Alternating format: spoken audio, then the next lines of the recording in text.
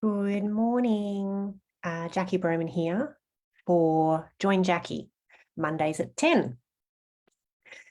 Happy Monday. Drizzly, cold weather, but that's sort of what we've got to look forward to for a little while.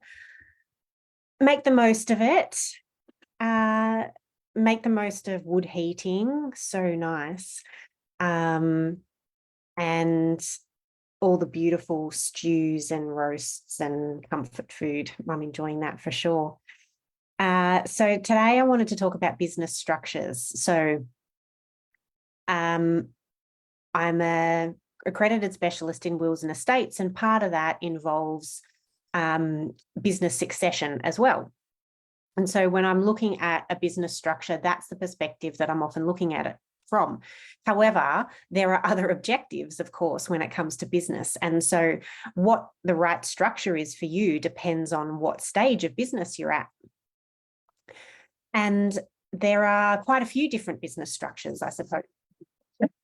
Look at a sole trader, which a lot of people are.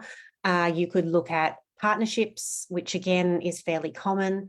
You could look at a company. So it's a limited by shares company, proprietary limited corporation.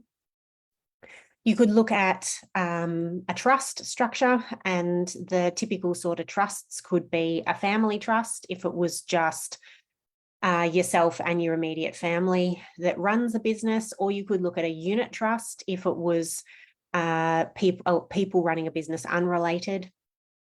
You can even run a business through a super fund, although that's usually the last option. However, you could own or invest in a business in your super fund and own part of it if you were like a silent shareholder. So what is best for you? Well, let's think about sole trader first. So a sole trader is really low cost for setup, really low in administration. It is quite good for capital gains tax because the asset is in your own name, the business itself. So you get a 50% on any other asset. It's good for control because obviously it's all just you. And it's also good for a couple of other taxes as well. However, it's not fantastic for succession because the business is you. And if you pass away, the goodwill may pass with you, and then your business is only worth your assets. It's not great for asset protection either because you're running the business in your own name. And so if something goes wrong with the business and you get sued, your personal assets are also exposed. It's not all that flexible in terms of income because, again, it's all just you. So the income from the business all just comes to you and you're paying it at your marginal rate, not at a reduced company rate. So sole traders are really great for small business, for consultants potentially, for starting out.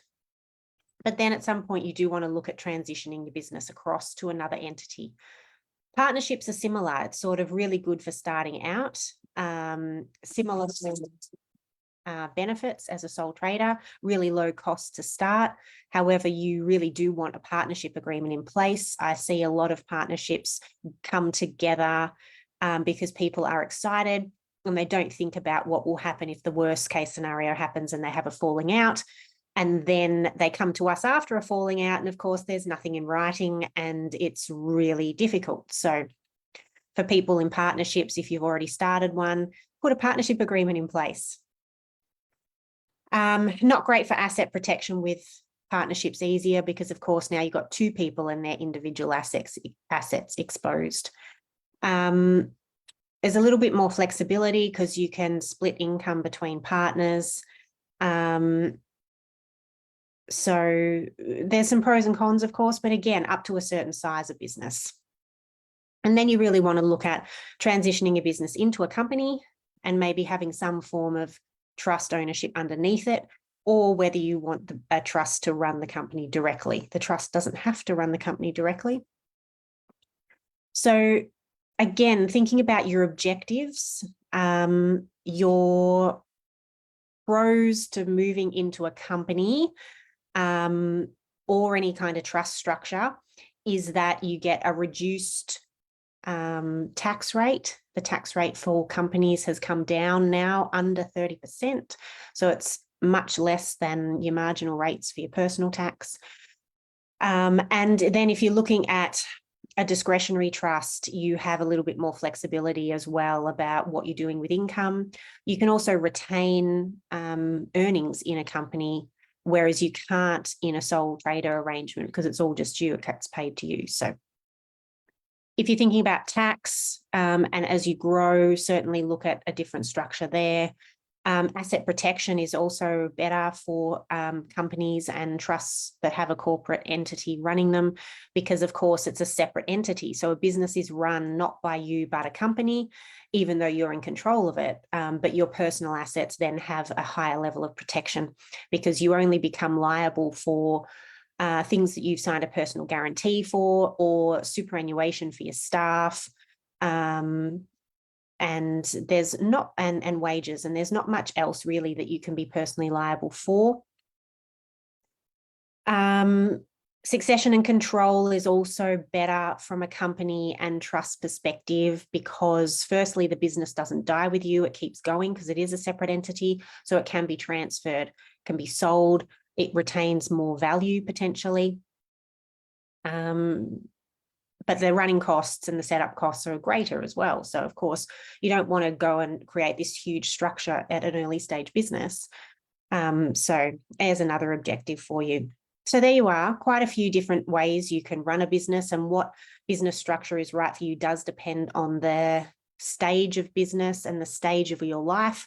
And so getting advice as you go and thinking about changing the structure is something that you should do fairly regularly. Don't just set and forget because you could be doing yourself out of tax. You could be doing yourself out of a better succession and control pathway or even value. So there you go. Hope that was helpful. If it was helpful or you think it would be helpful for someone you know, please pass it on. You can do that via either tagging someone's name in the comments or sharing this personally with them via Messenger. While this video is live, just like all our other videos, they get saved onto our page. So there is a huge long list of videos on our video tab. If you go there and look at any topic back there that we've already done that might be relevant for you. And of course, please request a topic if there's something that you want to find out about and we haven't spoken on yet. Contact us via direct message through our page, or there's a link to our website on this page as well. The Meet the Team page has all our direct email addresses. So shoot across there and email me and I'll do one of these Join Jackies on a Monday morning, especially for your topic. I hope you have a great week. Enjoy yourself. And I will catch you next Monday.